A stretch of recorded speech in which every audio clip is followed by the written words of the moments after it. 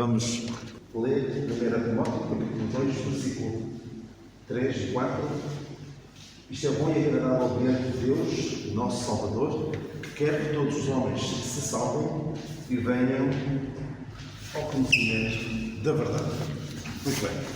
Então, nós na semana passada falámos um pouco sobre a salvação, o que é salvação, e vimos então de que é a doutrina, a soteriologia, que é uma palavra cara, que significa a doutrina relativa à salvação, é a doutrina do propósito e da ação de Deus em salvar o homem do poder, dos efeitos e das consequências do pecado. É esta a obra, e é muito importante nós salientarmos bem que esta obra vem de Deus.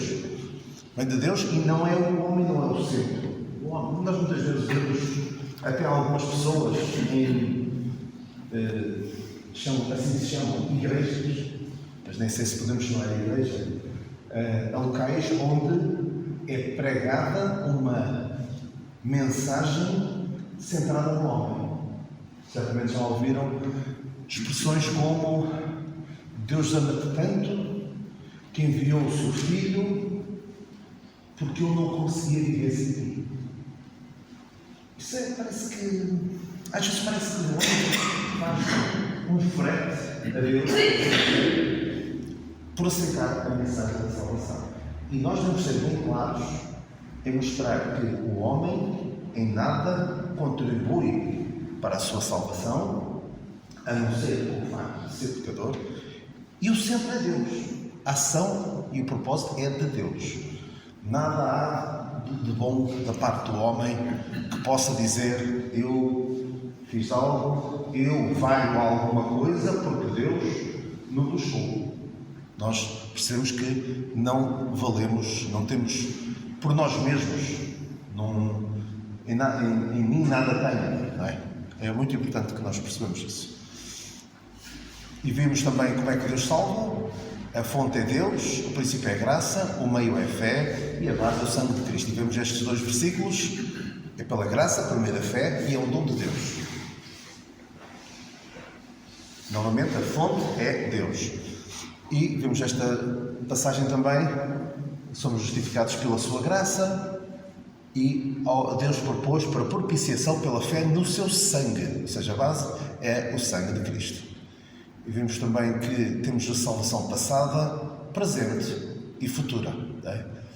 Temos também podemos entender como a justificação no passado, a santificação no presente e a glorificação no futuro. Portanto, nós temos agora um passado redimido, temos um presente com sentido e um futuro garantido pela graça de Deus. E vimos várias coisas que já vos falei disso numa terça-feira há alguns anos, talvez há 2 anos, de pelo menos 39 coisas que resultam da salvação. E são muitas mesmo. Nós chegamos a um ponto em que chegamos à conclusão que as letras pequenas deste contrato, por assim dizer, é tudo a nosso favor. É? Porque às vezes há aqueles contratos que as pessoas assinam, nem vêm, nem confiam, não é? Assinam, como se costuma dizer, de cruz, o que parece ser um negócio vantajoso, mas tu vais saber que as letras pequeninas é cada uma pior que a outra. Aqui, tanta coisa que resulta do facto de sermos agora salvos. Pelo menos fiz esta lista. Quando eu vos falei, acho que eram 32 e depois acrescentei mais algumas, 39 e certamente há mais. Porquê? Acho que não está aqui ainda tem mais. Pois ainda tem mais. Pensava que já acabava. Ainda tem mais. Porque somos abençoados com todas as bênçãos espirituais dos lugares celestiais em Cristo Jesus. E nós vamos ter toda a eternidade para aprender mais daquilo que Deus quis fazer em nós, quer fazer em nós e ainda há de fazer por toda a eternidade. Então vamos continuar um bocadinho ainda neste versículo. Deus quer que todos os homens salvem e fica por aí, não é? Estão salvos, graças a Deus, agora vivam à vossa vontade. Claro que não. Coitadinho daquele homem que depois de estar salvo pensa, eu agora posso viver como maneira. Coitadinho. Coitadinho, de certa forma. Porque, na verdade, o crente pode viver da forma que quer. É verdade, pode viver da forma que quer. E alguém, um crente verdadeiramente salvo pela graça de Deus, que ouve dizer que tu agora estás só, o problema da tua salvação, o problema do teu pecado, das consequências do teu pecado, na eternidade, está resolvido. Não precisas te preocupar mais. Independentemente do que tu possas fazer agora neste mundo, tu estás bem. E alguém que ouve isto, o que é que pensa? Posso fazer o que eu quero? Então eu quero viver como o Senhor. O meu Senhor fez tudo isto para mim, eu agora quero viver para Ele. Um pouco na linha daquele servo, que nós lemos isso, não me recordo agora, eu penso que é em Êxodo, no Levítico, aquele servo que, tendo cumprido um certo número de anos, podia ir livre, não é? Podia ir livre. És livre para ir. Ele diz, não, eu amo o meu Senhor. Não, eu tenho aqui a minha família. Eu quero ficar. Então era aí que furava ovelhas, penso que num brinco, e para simbolizar que aquela pessoa agora servia àquele Senhor, não porque era obrigado, mas porque era essa a sua vontade.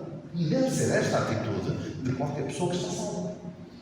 És livre para fazer o que queres, não tens de estar aqui a cumprir regras e regras, mas tu próprio tens este desejo. Eu agora quero viver para o Senhor. É assim que digo, é assim que faz uma pessoa responsável, adulta e consciente daquilo que o Senhor fez por ele. É isso que faz. Eu, por exemplo, se o meu pai me pede para ir lá à casa, claro que provavelmente não irá acontecer, mas o meu pai diz, eu vou de férias. Vou de férias e preciso que tomes conta da minha casa. Eu vou lá e tomo conta da casa como uma pessoa responsável, e até sou capaz de servir lá alguma coisa que não está bem arranjada, sou capaz de aprimorar a casa na sua ausência. Mas se eu dissesse isso aos meus filhos, digo, olha, vou estar 2 semanas fora. Quem é que nunca viu em séries ou televisões, os pais vão um fim de semana para fora e o que é que os filhos fazem? Uma festa lá em casa com os colegas da escola e depois é uma confusão pegar, não é? Quem é que faz isso? Uma criança, uma pessoa que não tem noção do que os seus pais fizeram por eles e da responsabilidade. Agora, um crente, isto para ilustrar, um crente maduro, adulto e consciente daquilo que o seu pai fez por si, vai fazer o quê? Vai querer viver para o seu Senhor. Agora, aqueles que eu posso fazer o que eu quero, deixam-me viver à vontade, deixam-me voltar para o mundo, isto só, eu não vou dizer que a pessoa perde a sua salvação, de maneira nenhuma, mas fica a pensar. O Senhor conhece os que são seus, não é? É verdade. Mas, não é? Qualquer firma Cristo, a paz é inteira. Se alguém que creu, diz que creu e vive da mesma forma que vivia antes, o que é isto? Que tipo de atitude é esta? Isto é quase como aquela pessoa que, devido à sua vida boêmia, consumo excessivo de álcool, teve uma cirrose. E conseguiram que ele tivesse um transplante de fígado. Que é uma coisa extraordinária. Conseguir ter isso, ter uma segunda oportunidade para viver. E o que é que essa pessoa, depois de ter essa segunda oportunidade, faz? Volta à vida de destruição do seu corpo, de hiperatividade no fígado. O que é que nós diríamos perante uma situação destas? Ingratidão, não é? Eu agora vou dizer uma expressão que não é, vocês vão perceber. Vão perceber. Sabem o que é que me apetece dizer? Apontar para mim mesmo o que Natan disse a Davi. O que é que ele disse a Natan disse a Davi? quando contou aquela história do homem pobre e do homem rico, que o homem rico tinha muitas ovelhas, o homem pobre tinha uma ovelha só, e quando deu por ela, o rico foi roubar a ovelha ao pobre, o que é que Natan disse? Não existe. E quantas vezes eu, perante a salvação que Deus deu, sou este homem que deu cabo no fígado, teve outro, e o que faz é, posso viver à vontade mesmo. Então, maravilha, vou voltar. Quantas vezes eu sou esse homem?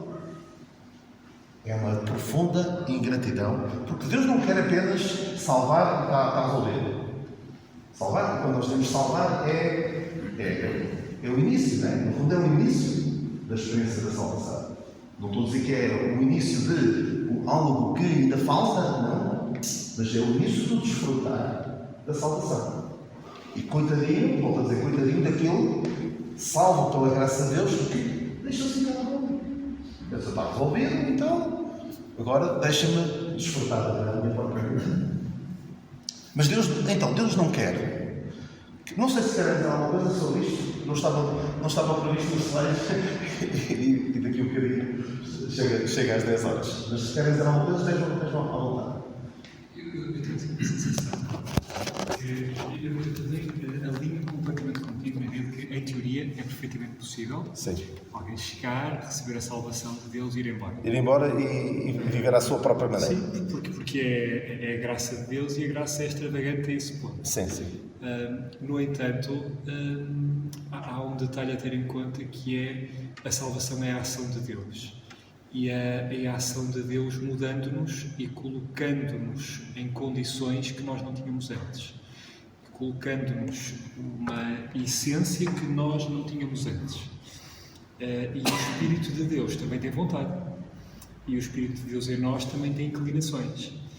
E, portanto, não é apenas eu creio, estou salvo e agora subitamente eu tenho que desejar uma coisa que eu antes não desejava, mas eu passo a ter inclinações que eu antes não tinha. Claro. Eu passo a ter vontades e muitas vezes apercebemos disso, que tudo que em nós é físico está a dizer não faças isso porque vais gastar dinheiro, vais perder tempo, vais deixar de fazer coisas que poderiam ser consideradas mais divertidas, mas há algo mais cerebral, mais racional, mais espiritual que nos impele a fazer coisas que nós noutras circunstâncias nunca faríamos. E portanto fico sempre com a sensação de que quem chega, vou buscar a salvação, vou-me embora, se calhar não percebeu exatamente que salvação é. Sim. Se calhar é apenas mais um processo religioso. Claro. Se alguém se aproxima da Bíblia como mais um processo religioso, continua tão perdido como quem não se aproxima da Bíblia. O que eu digo sim, eu concordo absolutamente contigo. É estranho se alguém diz que está salvo e age dessa maneira. Mas qualquer um de nós também pode rever-se neste, penso eu, pelo menos eu revejo-me, não ao ponto de dar cabo de um fígado, mas em alguém que, tendo sido salvo, tendo tido uma segunda oportunidade, muitas vezes damos por nós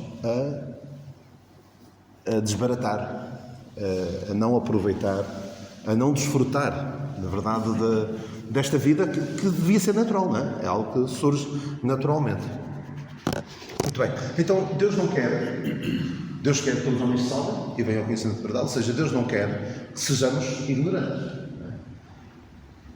E o Senhor, a dada altura, não tem palavras muito duras para aqueles discípulos de Emaús, porque eles não compreendiam, não conheciam. Honestos agitaram-se de coração para querer tudo o que os profetas disseram. E noutra passagem, o apóstolo aos Hebreus diz que então vou ler a passagem toda.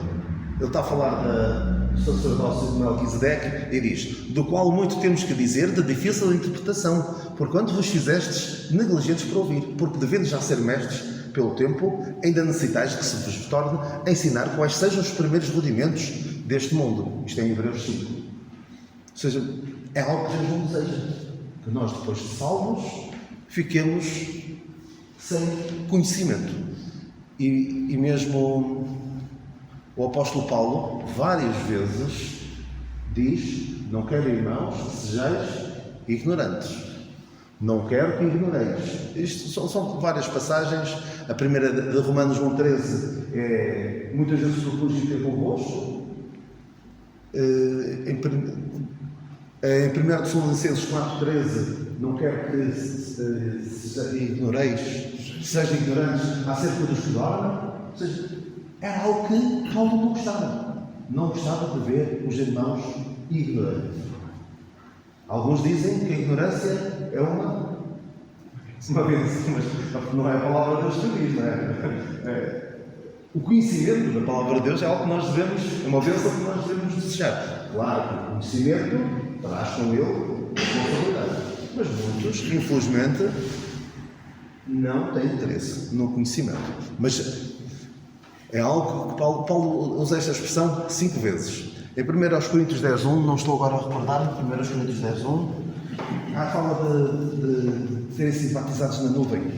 1 Coríntios 10:1, é essa a passagem. 1 Coríntios 10:1. Não quero que ignoreis que nossos pais estiveram todos debaixo da nuvem e todos passaram pelo mar. E 2 Coríntios 1:8, não queremos, irmãos, que ignoreis a tribulação que nos sobreveio na Ásia. Ou seja, é bom que vocês saibam que passámos dificuldades na Ásia. E depois Romanos 11:25 fala sobre Israel. Não quero, irmãos, que ignoreis este segredo, que o endurecimento vem em parte sobre Israel, até que a plenitude dos gentios já entrou. Então, várias vezes Paulo apela contra a ignorância. E reforça várias vezes a Bíblia a importância do conhecimento. Em Oséias 4:6, que o meu povo foi destruído por causa da falta de conhecimento. E depois, na outra passagem de Oséias, conheçamos e prossigamos em conhecer ao Senhor. Aquela passagem de 2 de Pedro 3:18, antes achei a graça e no conhecimento de nosso Senhor Jesus Cristo. E vamos aqui ver estas passagens de Paulo aos Efésios, em que era a oração de Paulo.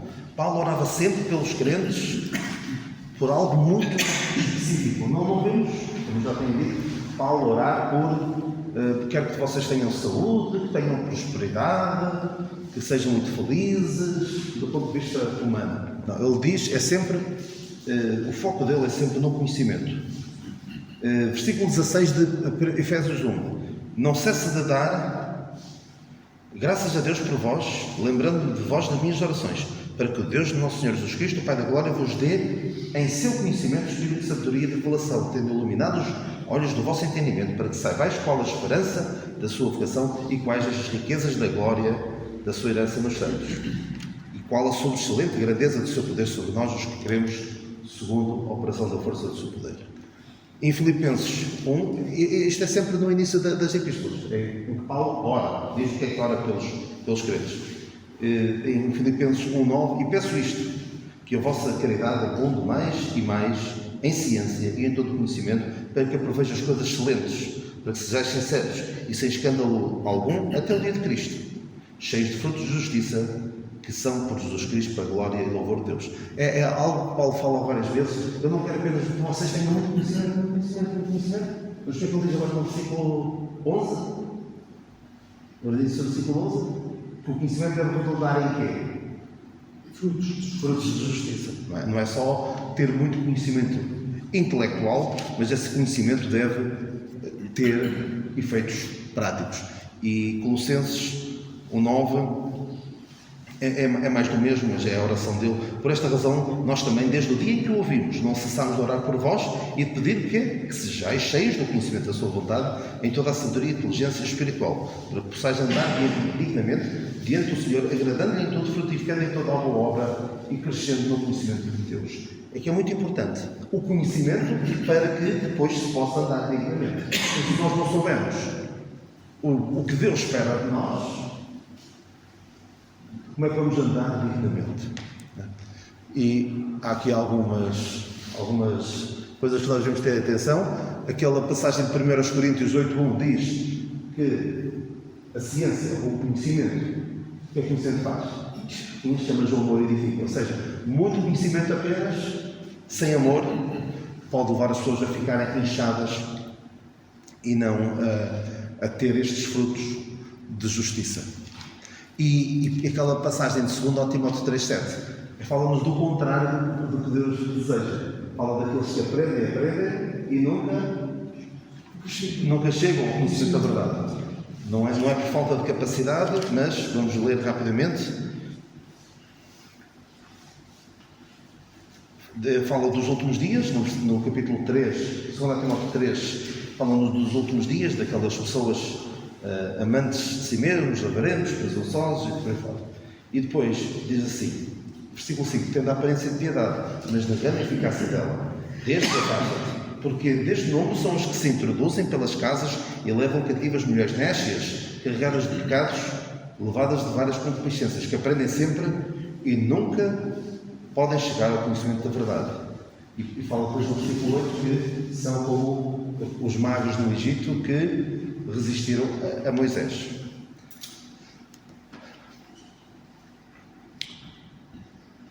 E algumas questões que se podem colocar sobre o conhecimento que nós devemos ter da Palavra de Deus. A primeira pergunta é se queres conhecer. Porque há alguns que infelizmente não querem. Não é? E nós experimentamos isso todas as quintas-feiras. O quê? Que poucos querem conhecer mais. São poucos, não é?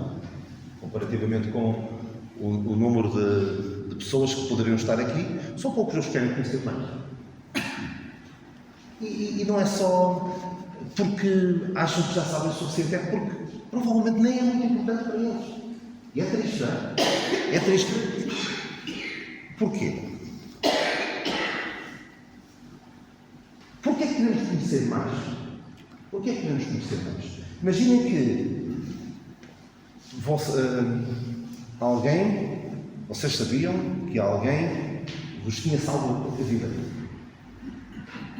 E que vocês não se aperceberam na altura, ou porque doou um órgão, ou porque vos resgatou de um carro em chamas, ou qualquer coisa assim. E vocês, quando saíram do hospital, qual era a primeira coisa que vocês iam fazer? Com a certeza, uma das primeiras coisas. Era o quê? Procurar conhecer a pessoa. Claro que há sempre, não sei como é que funciona a questão de doação de órgãos, ou outras, ou, por exemplo, se for um doador que já morreu, provavelmente nem é possível conhecer a família. Possivelmente há restrições quanto a isso. Mas certamente nós quereremos saber mais sobre a pessoa que arriscou a sua vida, ou até deu a sua vida para nos salvar. Nós não vamos querer conhecer mais. E a quem? Queremos conhecer ao Senhor Jesus Cristo. Há aquela passagem que o apóstolo Paulo diz que deixou todas as coisas, tudo pela excelência do conhecimento de Jesus Cristo. De Cristo Jesus, meu Senhor. E repetei todas as coisas, perda. Queremos conhecer mais o Senhor Jesus Cristo, mas atenção, o apóstolo Paulo, a dada altura, fala, ainda que tenhamos conhecido a Cristo segundo a carne, contudo, agora já não conhecemos. Nós devemos procurar conhecer mais do que Cristo disse da glória. Aquilo que ele revelou ao apóstolo Paulo. É muito importante conhecer ao Senhor Jesus Cristo, mas os seus últimas ordens, isso é algo que nós valorizamos bastante, aquilo que o Senhor Jesus Cristo falou a nós, à Igreja, aos gentios, nomeadamente através do ministério do apóstolo Paulo. E de quem é que vamos aprender? E onde é que vamos aprender? Devemos procurar aprender aqui, na Igreja, naquelas pessoas que nós conhecemos e que nos conhecem e que nós reputamos por ensinadores das Escrituras. Porque alguns, sabem onde é que vão buscar conhecimento? Não há internet. Há uns pastores que têm umas ideias e que depois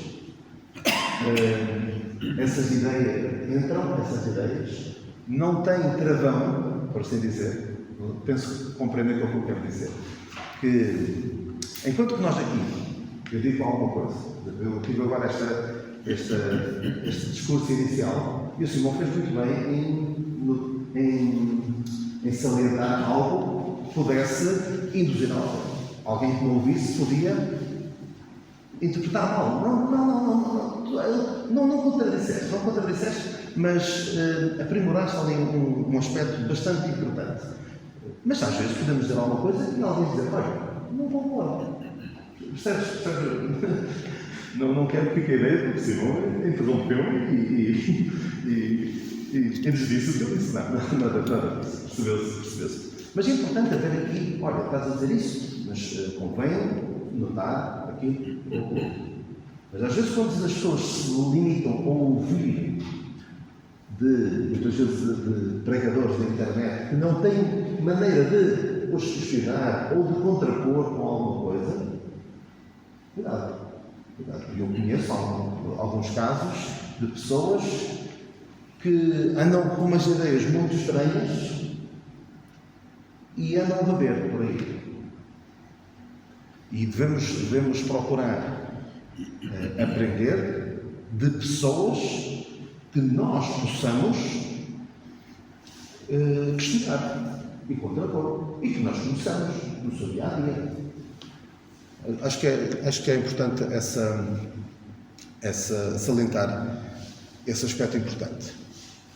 E quando vamos esperar, porque quando formos velhos, quando nos reformarmos, quando eu me reformar é que eu vou ter tempo para estudar. Eu não sei se os meus irmãos que já são mais adiantados em idade, não são.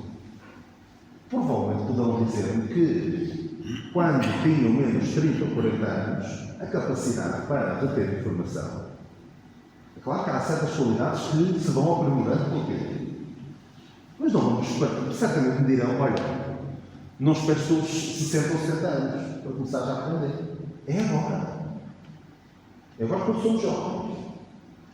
Não é pensar, estudo bíblico é para os velhos. Alguns pensam nisso. Graças a Deus temos aqui uma jovem com menos de 20 anos, e temos também o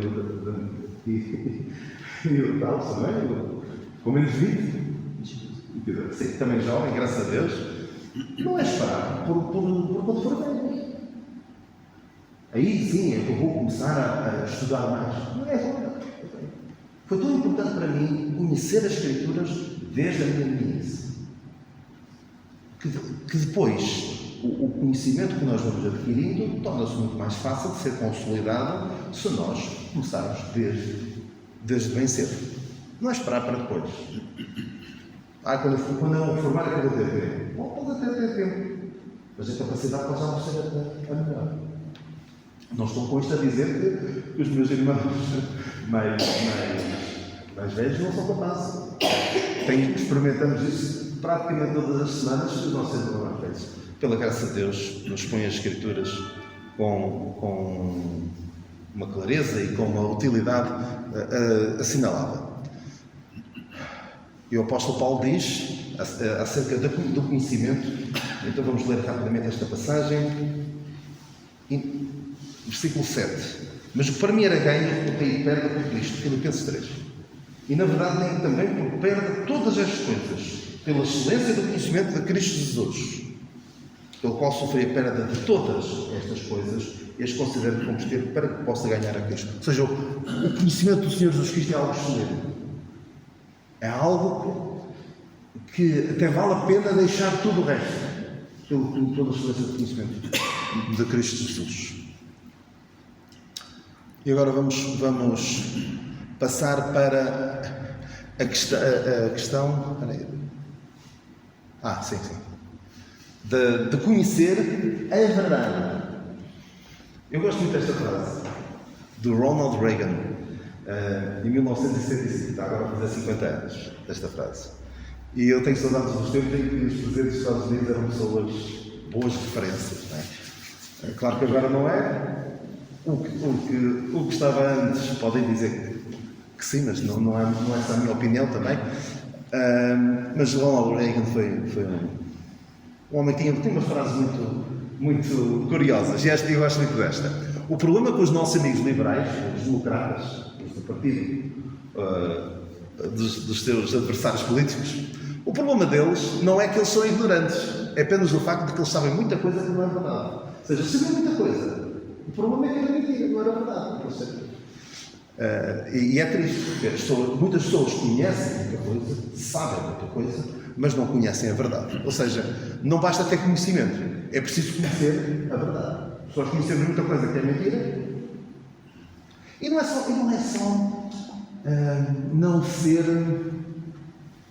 não ser mentira. Pode até ser mentira, pode ser ficção, por exemplo. Há pessoas que dedicam a sua vida a estudar obras de ficção, como, sei lá, O Senhor dos Anéis, ou outras obras clássicas da literatura, e dedicam-se a estudar aquilo de ficção. Não é que aquilo seja mentira, mas é ficção. E nós só temos uma vida aqui na Terra e devemos investir o nosso tempo a conhecer o quê? A verdade. E o que é a verdade? E conhecereis a verdade e a verdade vos libertará. É preciso conhecer a verdade. E é importante nós querermos conhecer a verdade. Porque houve alguém, eu disse isto no final do estudo da semana passada, alguém que perguntou o que é a verdade. Parecia que queria saber a verdade, não é? O que é a verdade? Quem foi? E o que é que ele fez a seguir? E tendo dito isto, voltou para os judeus. Ou seja, aparentemente, nem sequer esperou para ouvir a resposta. Fez a pergunta certa. Não é? Alguns fazem a pergunta certa, mas não esperam para ouvir a resposta. E é necessário reconhecer quem é a verdade. E quem é a verdade? Duas passagens. Eu sou a verdade, disse o Senhor Jesus Cristo. Eu sou o caminho, a verdade e a vida. E a tua palavra é a verdade, disse o Senhor Jesus Cristo na sua oração em João 17. Mas infelizmente, nós estamos aqui a falar a verdade, a verdade, a verdade, a verdade. Não é assim que o mundo fala, certo? É que o mundo fala. A tua verdade. Irrita-me essa expressão. Mas usa-se muito.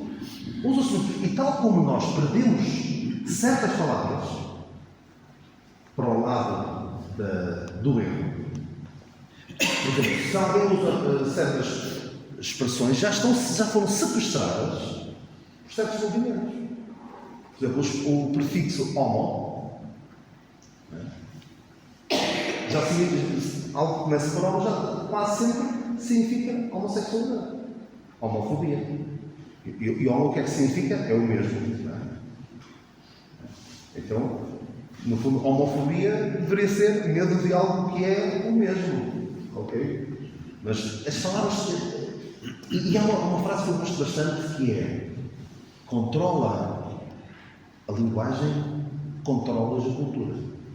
E alguém que consegue controlar a linguagem, a maneira como falamos, e nós vemos muitas vezes como somos pressionados a usar certas expressões, a chamar casamento ou que não é casamento, a chamar mulher ou que não é mulher, a chamar marido ou que não é marido. Somos quase forçados, e quantas vezes nós damos para até nos sai a palavra que nós sabemos na nossa cabeça, não é assim. Mas controla a linguagem, controla a cultura. E a palavra verdade também está aí. E reparem, eu sei que não é esse o nosso tema hoje, mas reparem como houve há 2 semanas houve um debate sobre o aborto do Parlamento. E é um debate que, de certa forma, nós já perdemos.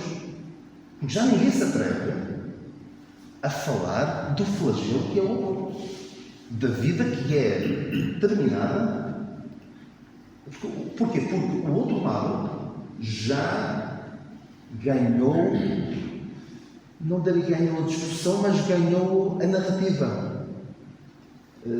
Já ninguém se atreve, praticamente, principalmente no Parlamento, nem mesmo os partidos mais à direita, têm à vontade para falar: vocês estão a matar uma pessoa.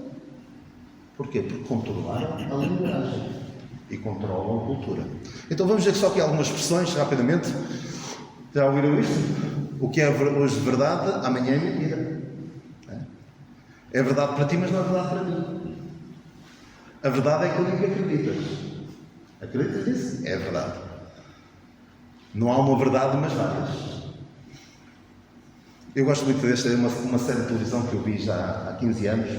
Era de um advogado de defesa que era brilhante. Conseguia safar os maiores criminosos. O trabalho dele era comer advogados de acusação ao pequeno almoço, dizia ele. A regra número 2 dele era esta: a verdade é relativa. Ele dizia aos estagiários, aos que aprendiam com ele a arte de defender. Ele era um advogado de defesa. Quer dizer, a verdade é relativa. Escolhe uma que funciona. É claro que nós sabemos que o trabalho dos advogados é ingrato. É gratificante, financeiramente falando, mas é ingrato porque às vezes é preciso defender algo que sabe que não é verdade. O que é que dizia o advogado? Eu lembro de ouvir isto do Zé António, já há 30 anos. Que o advogado dizia ao cliente: conta-me a verdade, para mentir só lá eu. Não era assim. Mas é importante. Porquê? Também há aquela expressão: ao advogado, ao padre, ao advogado e ao médico. Não. Ao médico, ao advogado e ao padre diz sempre a verdade. Não ouviram isso? Porque é importante que essas pessoas, claro que nós acreditamos no ministério do padre, mas é importante que essas pessoas saibam a verdade para nos poderem ajudar. O médico para nos ajudar, o advogado para ajudar. E eu lembro disto na altura nos Estados Unidos, em que houve várias acusações de violação, em que muitas mulheres se calavam.